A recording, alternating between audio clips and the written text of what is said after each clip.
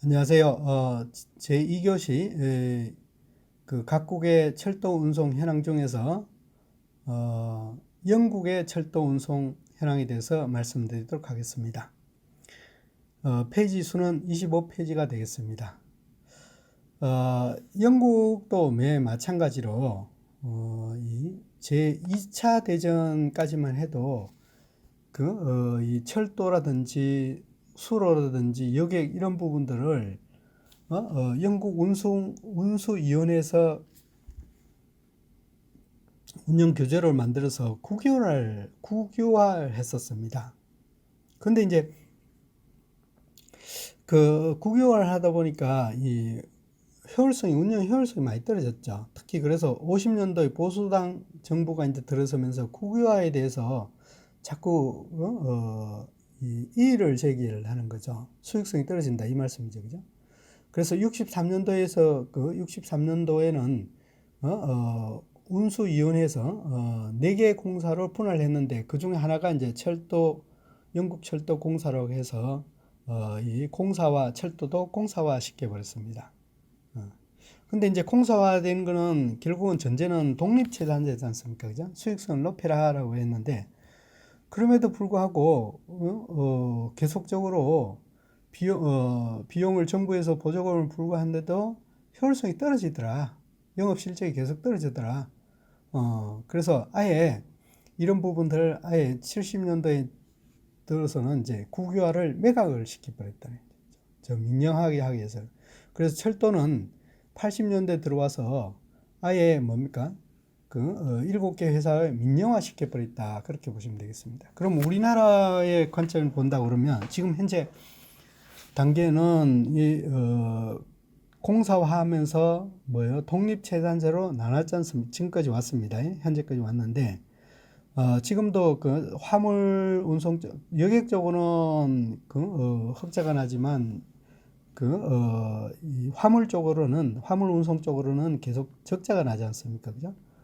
그러면 어쩌면 이 화물 운송 부분을 민영화를 통해서 운영할 필요가 있지 않느냐.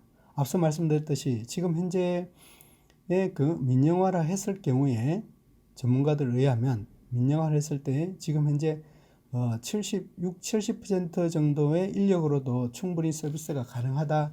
그런 어떤 데이터를 봤습니다. 그렇다고 그러면 그만큼 민영화는 생존의 문제가 달려있기 때문에 어떻게든 효율을 높이려고 하다 보니까 그만큼 이 민영화의 세계적인 추세가 맞다. 그렇게 유추할 수 있겠습니다. 다음은 26페이지요. 그러면 이제 철도 운송 현황에 대해서 한번 보도록 하겠습니다. 영국의 EWNS 같은 경우에는 철도 물동량의 약 90%를 차지한답니다. 근데 그 품목이 대부분이 뻘카물인데 발전용, 산업용의 석탄이라든지 철광석, 건축 자재, 석탄 제품들이 주로 있고요. 근데 이제 철강업은 이제 90년대에 들어오면서 초황을 맞았습니다. 그때 뭐예요? 터미널을 각각의 CY라든지 ICD와 같은 그런 터미널들 각지에 이렇게 거점을 확보했었죠. 또한 이제 석유 제품도 이제 계속적으로 증가되다 보니까 아무래도 차량이 많거나 차량이 증가하거나 아니면 산업이 발달되면서 에너지가 이제 석유화학 제품으로 많이 쏠리다 보니까 석유화학이 많이 수송이 되겠죠, 그죠?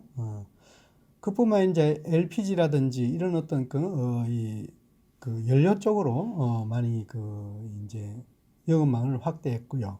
특히 이제 산업이 발달되다 보니까 그러다 보니까 이제 산업 쓰레기라든지 가정 쓰레기 이런 것들이 증가되고 있지 않습니까? 그죠? 그래서 그걸 도심지에 있는 부분들을 외곽지대로 수송하기 위한 어떤 이런 부분도 철도로 수송을 했고요. 그뿐만 아니라 이제 식음료라든지 이런 부분까지도 계속적으로 운영을 했다. 이런 어떤 할 수 있는 부분은 뭐냐면 그 당시에는 도시 주변이었지만 지금은 뭡니까? 현대적으로 본다 그러면 도시가 팽창하다 보니까 도심지 내에 있지 않습니까? 그죠? 그래서 도심지 내에 있기 때문에 그만큼 뭡니까? 거점들이 활용도가 높아지더라.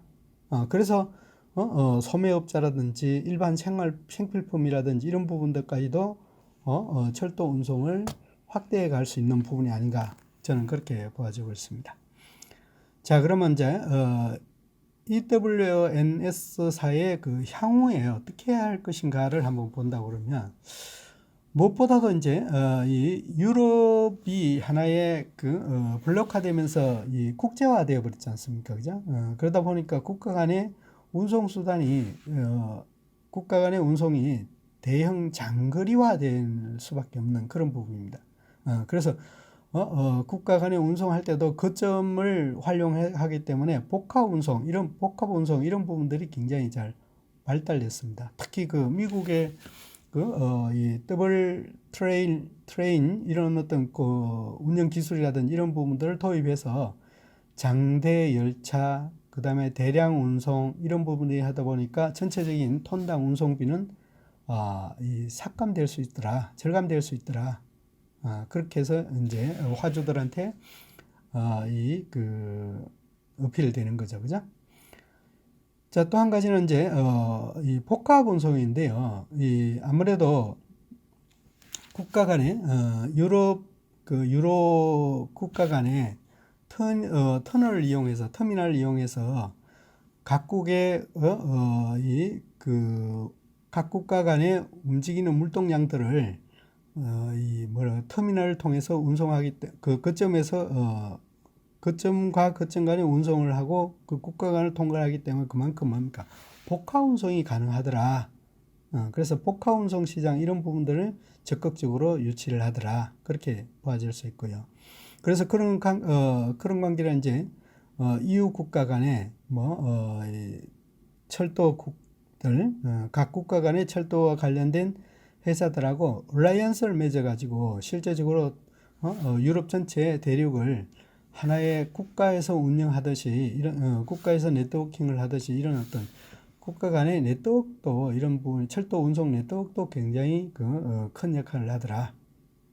그렇게 보아지고요.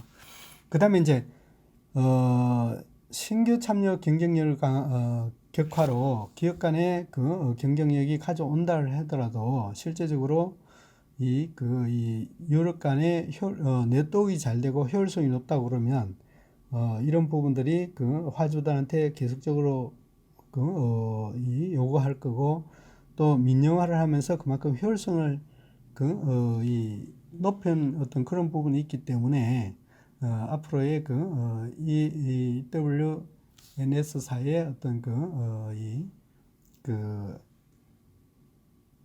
경쟁력은 계속적으로 가지 않을까 그렇게 보아질 수 있습니다. 그다음에 이제 한번 운송 현황 중에서 이제 프레이트 라이너를 볼게요. 프레이트 라이너사는 해상 컨테이너 운송을 중심으로 하고 있는데 이거는 이제 항만에서 내륙 목적지까지 운송을 해야 되는데 그거를 MBO를 이제 해서 인수를 해버렸죠, 그죠? 인수를 해서 지금 이제 6개 항만에서 약 1일에 약 70개 열차를 운행하면서 연간 450만 톤의 컨테이너를 컨테이너를 수송하고 있습니다. 즉 다시 말하면 내륙 운송하고 해운하고 연안 운송이라고 볼 수 있겠죠, 그죠? 해상 운송하고 같이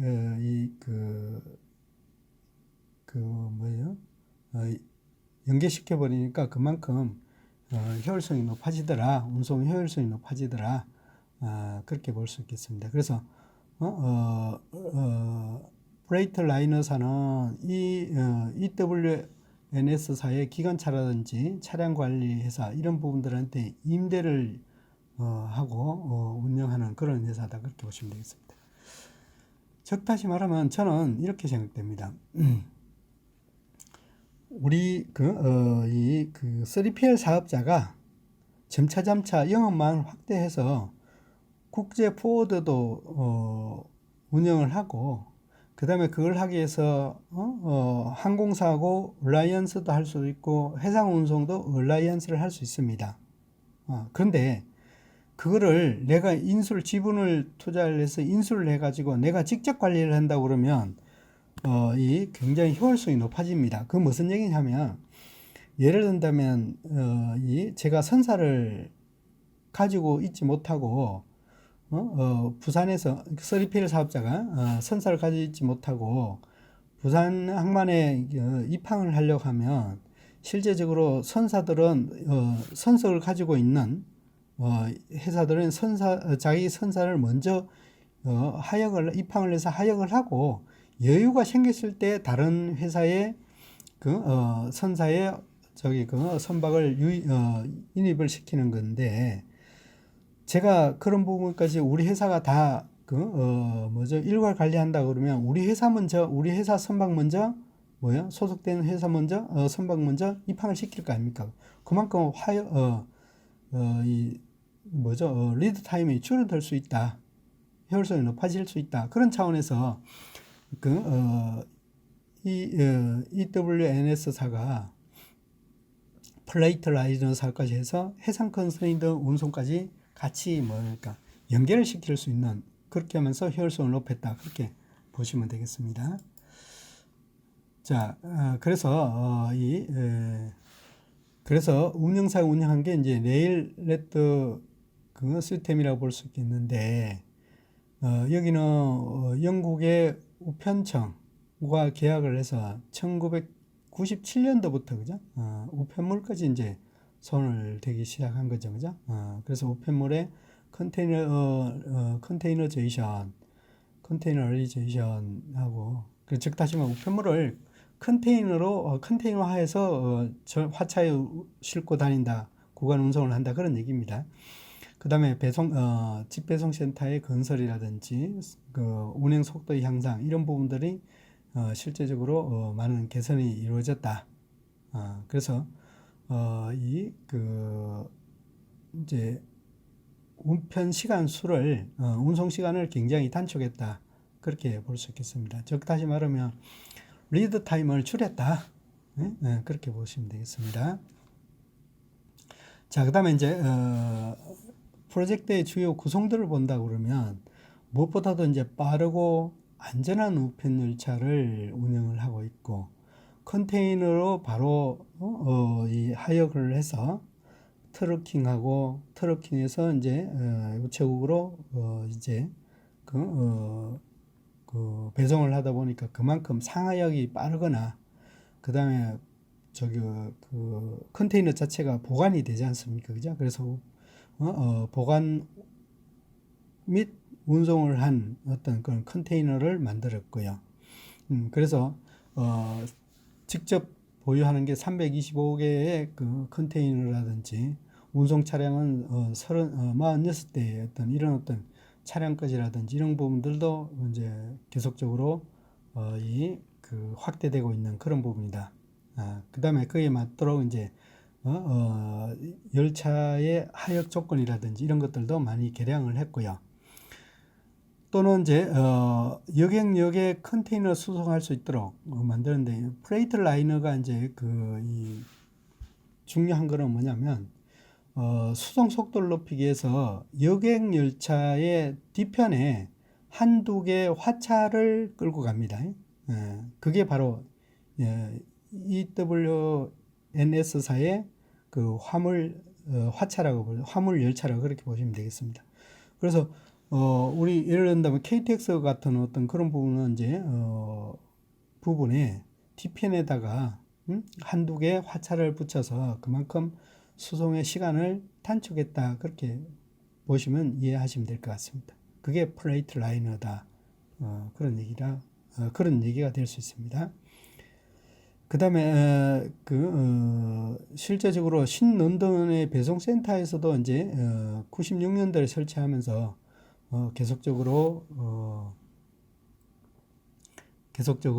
운영을 하고 있는 그런 부분이고, 그래서 전용 열차를 만들면서 가능하면 여객 서비스하고 이제 분리 운영하는 게 특징이다. 그렇게 보시면 되겠습니다. 그래서 컨테이너가 아까 중요하다고 그랬는데, 컨테이너라고 하면은 뭐 20피트, 40피트짜리가 아니라 29페이지에 나타났듯이 이런 어떤 롤테이너라고 보시면 되겠습니다.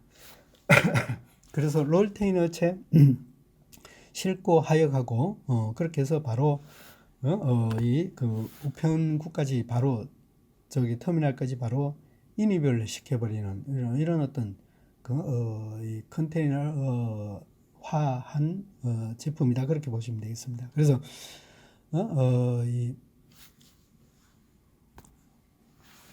이 컨테이너를 싣고 다닐 수 있는 우편물 열차 전용 열차도 만들었고 그 다음에 이제 밑에 그 롤러 테일을 롤러를 이제 이렇게 장착해서 실제적으로 쉽게 이동을 할 수 있도록 만들었고 그 다음에 이제 이 차량도 바로 분리 작업 없이 바로 출발해서 목적지까지 갈 수 있는 이런 어떤 롤테인을 만들어서 운영한 게 특징이다 그렇게 보시면 되겠습니다. 그래서 우편물 안에는 플라스틱 박스가 이처럼 그죠? 되어 있어서 플라스틱 박스에 딱딱 잡아서 이렇게 적재를 하니까 정합성이 맞다 보니까 그만큼 보관의 효율성도 높고 운반의 운반 능력도 뛰어나더라. 그래서 플랫폼 높이도 화차하고 같이 맞춰서 바로 밀고 옮길 수 있도록 그렇게 신속하게 또 뭡니까 상하할 수 있도록 이런 것들도 만들었고요. 그렇게 함으로써 어떤 효과가 있냐면은 무엇보다도 이제 열차는 플랫폼에 오래 기다리면 안 되지 않습니까? 그죠? 그래서 바로 컨테이너 쫙 밀었다 내려버리니까 그만큼 뭡니까? 철도의 정차력도 감소시켰고요. 이로 인해서 이제 이 구간도 굉장히 넓혔고 운송 구간도 그 다음에 물동량도 증가했습니다. 그렇다 하면서 이제 전국에 있는 노선망을 연결하면서 지파라든지 서비스 품목이라든지 이런 부분들을 계속적으로 확대해가는 어떤 그런 추세가 이제 영국의 철도 운영의 이 특징이다. 그렇게 볼 수 있겠습니다. 다음은 31페이지 독일을 한번 보겠습니다. 독일 유명한 데가 뭐가 되겠습니까? 우편국에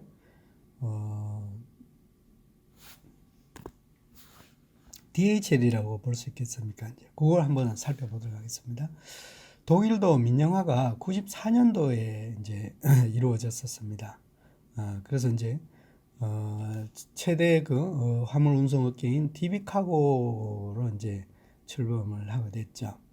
그래서 독일의 철도의 이 인프라를 본다 그러면 현재 44,000 킬로미터이고요. 운송 구간에서는 70%가 독일 철도 운송가 운영하고 20%는 지방 철도 사업자 이런 부분인데 이제 대부체적으로 이 민간 기업들이 많이 소유하고 있는 나머지들은 민간 소유 기업이 소유하고 있는 거다 그렇게 보시면 되겠습니다. 화차 같은 거 본다 그러면 철도 화물 운송은 차급 화물 수송과 이제 소구급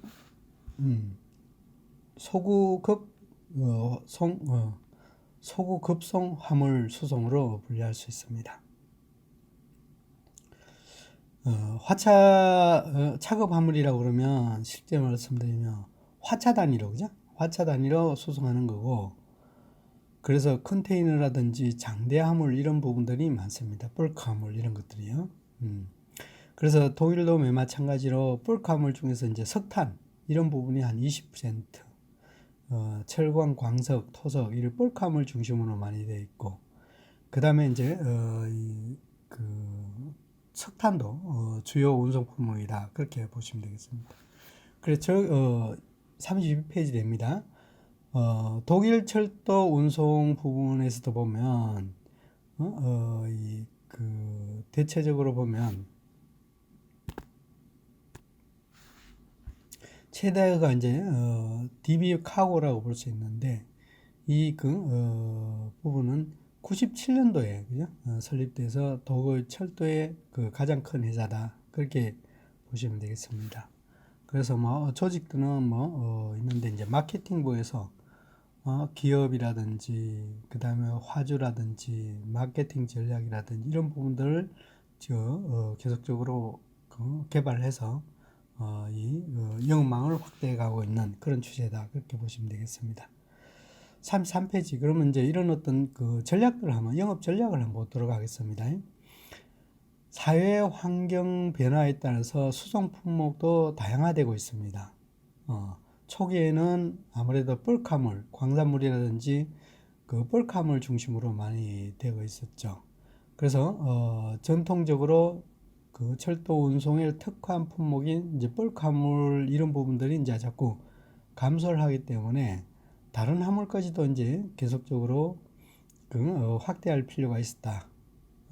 그래서 복합 수송 관계와 국제 수송 관계를 이제 집중적으로 해서 지금까지의 어떤 경영 마인드라든지 수송의 어떤 그 패턴이라든지 패러다임 이런 것들도 완전히 바꿨다. 그래서 제품에서 이제 화주를 중심으로 해서 여지까지 벌크라든지 대량 운송에 대한 제품 중심으로 이제 마케팅을 했는데 화주가 요구하는 운송 수단이라든지 운송 시간대라든지 운송 방법 이런 것들이 뭔지를 파악해서 화주를 중심으로 이제 인식을 전환하게 되었죠. 그래서 이제 대표적인 게 이제 국제 운송인데 앞서 영국에서만 마찬가지로 이제 이 유럽권이 하나의 뭡니까 경제 블록 단위다 보니까 아무래도 이제 이 운송권역이 넓어지지 않습니까, 그죠? 그래서 이 인적, 물적 이런 부분들이 큰 변화가 생겼습니다. 그래서 이제 이 유럽에서는 남북축이었었는데 지금은 이제 뭡니까 제조업의 생산 거점을 중심으로 해서 이인적 국가, 뭐 헝가리라든지 포르투갈이라든지 체코 이런 부분까지도 이제 이 남북이 아니라 동서 운송도 이렇게 활발하게 진행되었다 얘기죠. 그렇게 즉 다시 말하면 국가 간에 화물이 많으면 화물이 화주가 있으면 얼마든지 이 네트워크를 확대를 할 필요가 수송 네트워크를 확대했다 그런 얘기입니다. 그래서 국제 업무의 중요성이 더욱더 높아짐으로써 유럽 도심지에 간에 영업 거점이라든지 아니면 그 현지국의 어떤 철도 회사하고 협력을 해서 그 수송 능력을 확대한 거죠, 그죠?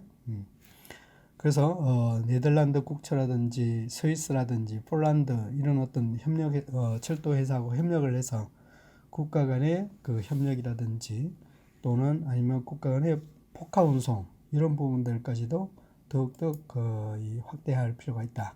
그렇게 보시면 되겠습니다. 그래서 그 일환으로 34페이지 이제 복합 운송이라고 볼 수 있겠는데 수송의 어떤 그 중요성이 철도 운송이 계속적으로 증가됐습니다. 그래서 소량 물품의 수송도 증가되고요.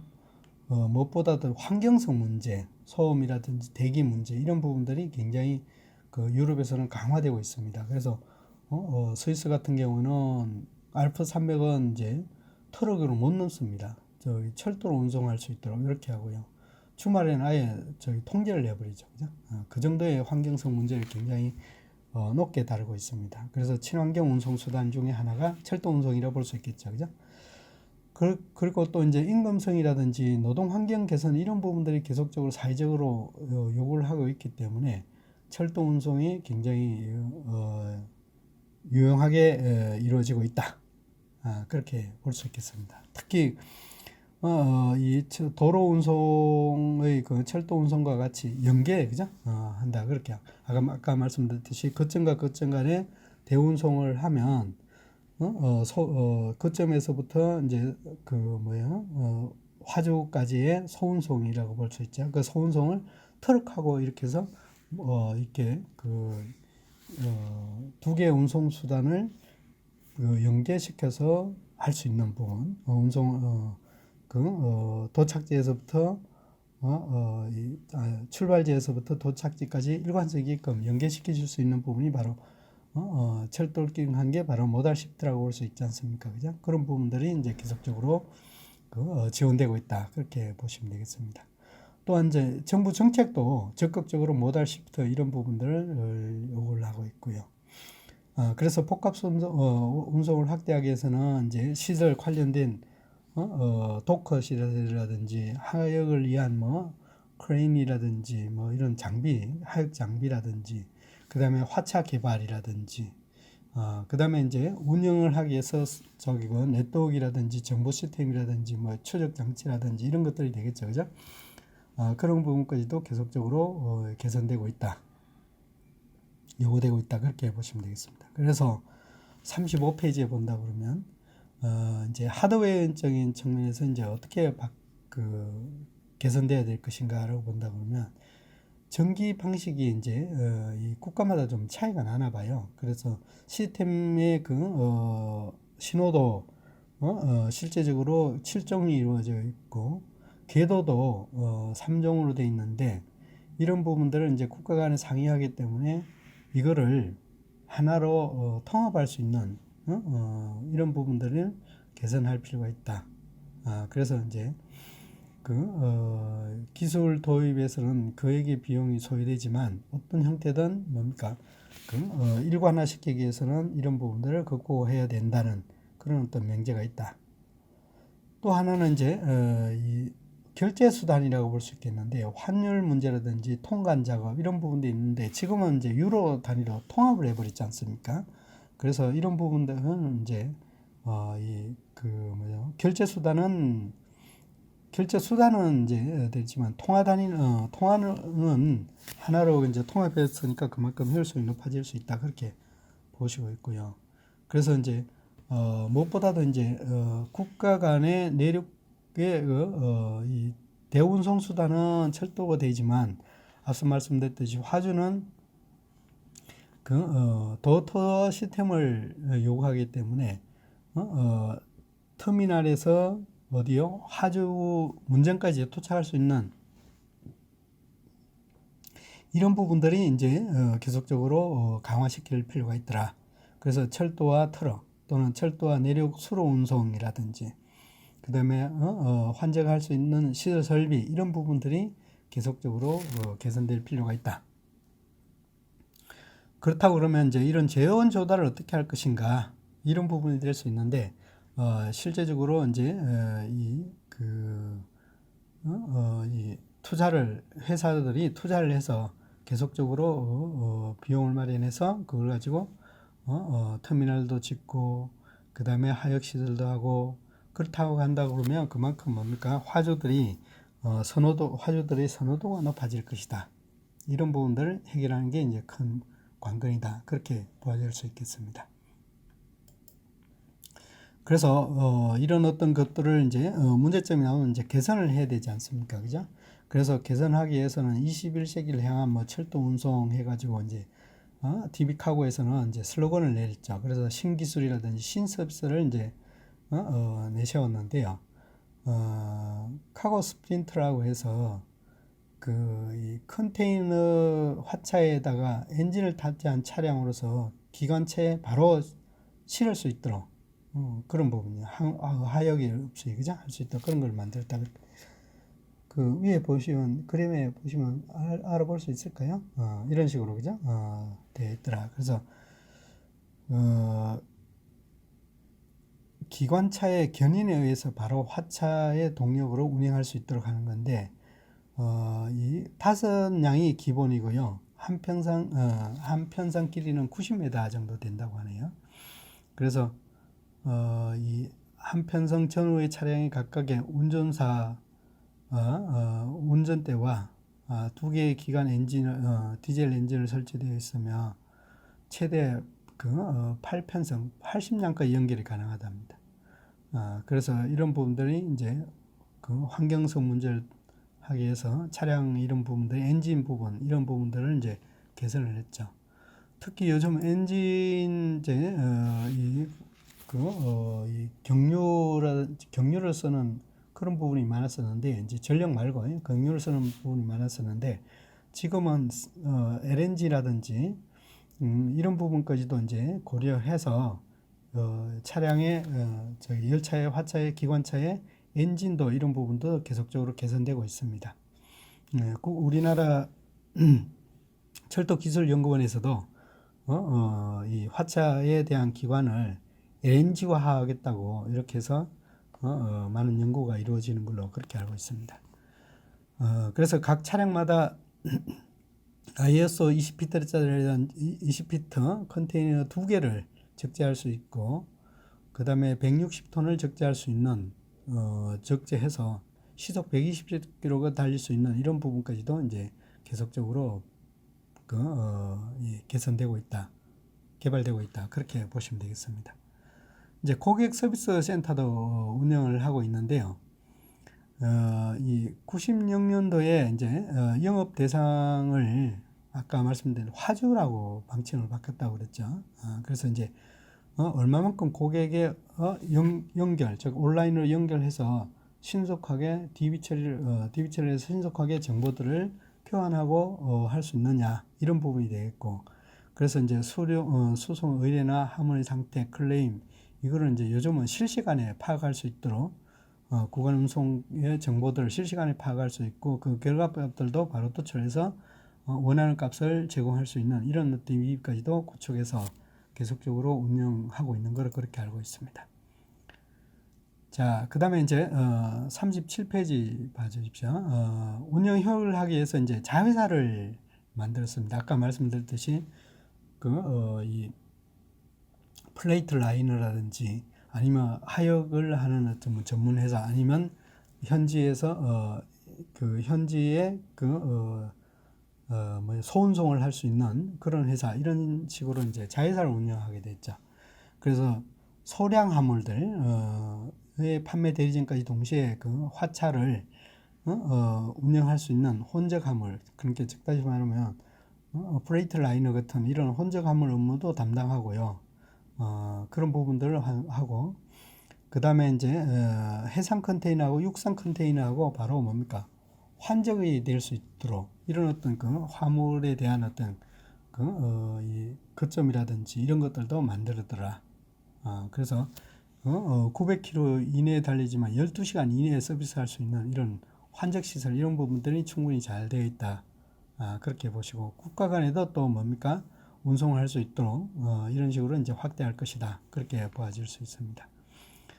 또한 이제 복합 운송에 되는 화차라든지 컨테이너라든지 그 다음에 기타 관련된 뭐 대외 업무 이런 것까지도 이제 확대되어 있고요.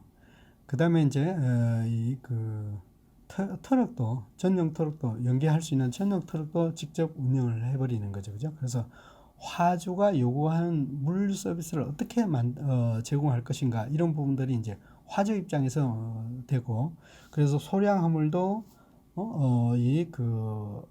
우리 센터에까지 운송을 해서 배송을 해서 그게 한 컨테이너 만들어서 국가 간 아니면 거점 간에 이동해 줄 수 있는 이런 어떤 복합 운송까지도 같이 해버리는 그런 형태로 바뀌고 있다. 그렇게 하면서 이제 포워드까지 해버리니까 이제 그 제품 통관이라든지 현증국의 통관이라든지 보관 이런 것까지도 충분히 다 커버할 수 있는 이런 어떤 회사들을 운영하게 됐다. 그렇게 보시면 되겠습니다.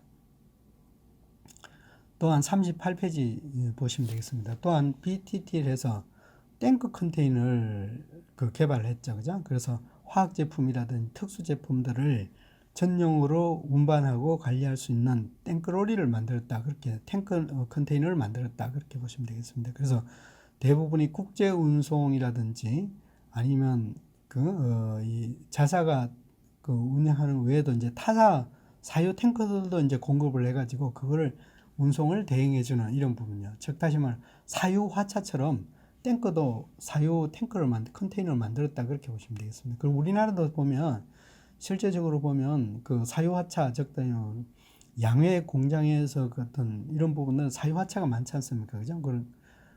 석유화학 제품 같은 거는 사유 컨테이너, 탱크 컨테이너 이런 것들이 많습니다. 그런 식으로 사유화를 만들었더라. 그 사유화 컨테이너를 주면서 운송은 대행해 주더라. 그렇게 보시면 되겠습니다. 따라서 이제 그 무엇보다도 이제 독일 같은 경우 보면은 이제 이 그 운송 취급량들을 앞에서 말씀드렸듯이 이제 물동을 중심으로 한 게 아니라 고객을 서비스를 하다 보니까 다양한 어떤 그 하역 시설이라든지 운송 시설이라든지 그 다음에 그에 대한 조합을 할 수 있는 컨테이너 조합이라든지 이런 부분들이 계속적으로 요구되고 있는 게 그 특징이다. 그렇게 개선해 준 게 특징이다. 그렇게 보시면 되겠습니다. 그래서 석탄이라 철강 중심이 아니라 지금은 이제 이 그 유럽이 통합되면서 해외 거점이라든지 생산 거점 이런 부분까지 그러니까 이유 관계가 되겠죠. 그죠? 그런 식으로 해서 이 그 뭡니까 서비스를 해줄 수 있는 운송 수단, 그 다음에 컨테이너 아니면 운영 방법 이런 것까지도 바뀌고 있고 그 개선되고 있고 서비스를 제공하고 있고 무엇보다도 이제 이 그 차량 엔진이라든지 이런 부분들 환경과 관련된 친환경과 관련된 화차 이런 시설들이 계속적으로 개선되고 있는 게 독일의 이 현황이다. 그렇게 볼 수 있겠습니다. 그래서 이 물류를 파생적인 수요의 특징을 지니고 있으면서도 반드시 뭡니까? 시간 공간을 연결해 준다는 측면에서 굉장히 서비스를 제공해 준다는 게 굉장히 큰 메리트다. 그래서 가능하면 생산자들은 뭡니까? 운송 리드 타임을 줄이면서 그만큼 뭡니까? 운송 기간의 재고를 줄일 수 있고, 그만큼 이제 저기 모든 SCM 차원에서의 관리가 통제가 될 수 있다. 그렇게 보시면 되겠습니다. 그래서 시스템은 적절한 시스템의 준수가 계속하면서 그에 대한 비용도 최적화시키고 있고요. 그러면 이제 DB 구축이라든지 또 네트워크를 통해서 중복 수송이라든지 그 단일 수송 이런 부분들을 많이 이 저하를 떨어뜨렸고 또 기관의 적재율, 그죠? 운송기관의 복합 운송을 하면서 적재율 향상이라든지 상호간의 연계 효율성이라든지 이런 부분을 통해서 전체적으로 본다 그러면 비용이라든지 물류 비용이라든지 리드 타임이라든지 이런 것들을 줄여서 업무의 효율성을 그 화주들한테 제공하고 있다. 그래서 그렇게 하면서 이제 운송료를 다운시키다 보니까 그만큼 이 그 화주들한테 선호도도 높아질 거고 전체적으로 따진다 그러면 이제 물가 수준도 낮출 수 있는 그런 부분이 인력이 되지 않을까 그렇게 보아지고 있고요. 그 다음에 이제 따라서 시장의 확대 전 세계적으로 아니면 유럽 전체의 이후 국가 간의 이제 이 운송 구간이 이 확대되다 보니까 아무래도 경제 규모가 될 수 있겠죠, 그죠? 그렇게 하면서 이제 설비라든지 이런 부분들이 전문적으로 설치가 가능할 수 있다. 그렇게 하면서 이제 현대화 설비를 하역 설비라든지 시설 설비, 운반 수단 이런 것들이 현대화되다 보니까 아무래도 효율성이 좀 높아지겠죠, 그죠? 그래서 이 무엇보다도 이제 제일 큰 거는 화주들을 대행하기 위해서 일괄 운송을 될 수 있는 게 특징인 게 바로 유럽의 독일의 철도 운송이다. 그렇게 요약을 할 수 있겠습니다. 자, 전체로 본다 그러면 이제 그렇게 볼 수 있겠습니다.